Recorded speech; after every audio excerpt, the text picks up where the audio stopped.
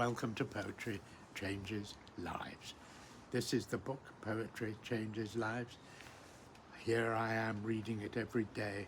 It consists of a poem, a piece of history related to the poem, and a thought for the day. That's all it is every day. But I very much enjoyed writing it. I enjoy reading it because I love putting a bit of poetry into my head every day. I think it's a great thing to do because it just opens your mind to new ideas and a bit of beauty, really, and a little bit of information too. And that's so valuable to us all to keep sort of making a little bit of progress mentally, in knowledge, and spiritually for that matter too. Let me try and demonstrate what's in this book. Here we are, on this day in 1659.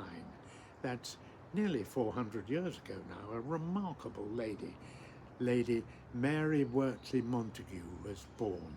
She was an English aristocrat, socialite, writer and poet, and a very independent lady.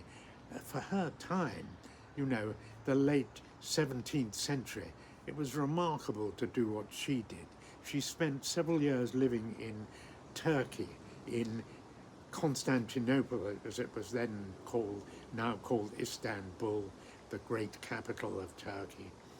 Her husband was ambassador there, but later she separated from her husband, which was a very independent thing to do in those days, still is, I suppose.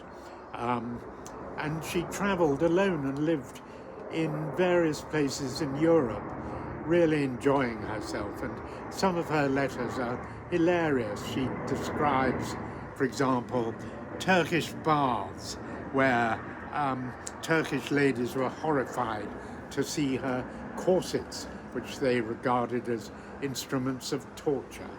And a really delightful lady. She must have been a joy to meet and talk to. I'm going to read a poem written to her by one of her friends and admirers, the great English poet Alexander Pope, who lived, of course, in Twickenham, quite near where I'm living at the moment. He wrote some wonderful poetry, always witty, incisive, and insightful as well. This one, to Lady Mary Wortley Montagu. In beauty or wit no mortal as yet to question your empire has dared, but men of discerning have thought that in learning to yield to a lady was hard.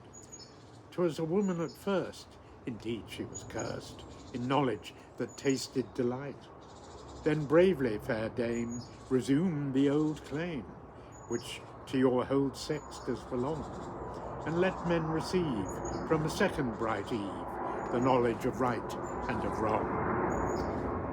But if the first Eve hard doom did receive, when only one apple had she, what a punishment new shall be found out for you, who tasting have robbed the whole tree.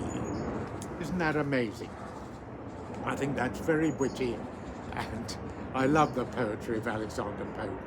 It's not full of huge passion, but it's just such a delight to read his witty take on things, and that's a very good example, I think.